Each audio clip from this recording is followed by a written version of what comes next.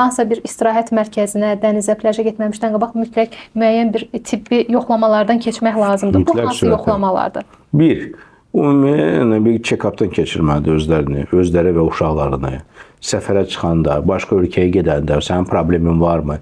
Getsə özündən dərman aparmalısan. Məsələn, Avropada reseptsiz dərman satılmır.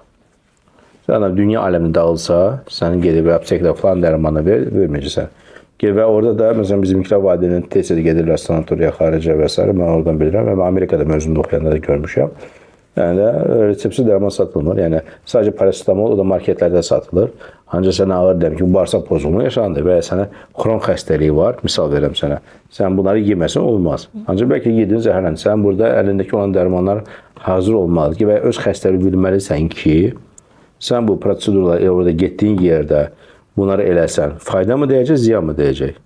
Ona görə də yəni kimlərsə bir rutin olaraq yoxlanmağı, səfərə çıxmadan qabaq və ya tatilə getməmişdən qabaq, tatili burundan gəlməsin deyə lord mənasında bir yoxlanmağı, özellikle uşaqları da, körpə böyük fərqi yoxdur. Deyəlim ki, allergiya var. Sən onu elə bir yerə aparacaqsan ki, orada hamısı rütubət allergiyadır. Uşağın daha da beter olacaq və təbii ki, bütün sizin tatiliniz burundan gəlmiş olacaq. Nə istirahət olacaq, hiçbir şey yox. Həkim axtaracaq. Özellikle xarici ölkələrdə təcili yardım falan dili bilirsən, bilmirsən. Yəni, macera yaşayacaqsınız da. Bunları yaşamamaq üçün öncəliklə bir kontrol edib yola çıxmağı, necə uzun səfərə çıxanda avtomobili yoxlayıb çıxırıqsa, yağı, suyu, onları biz eləyirik, ancaq özümüzü təxirə salırıq. Antifrizi yerində midir? Maşının yağı, motoru yerində midir? Sonra uzun səfərə çıxıb.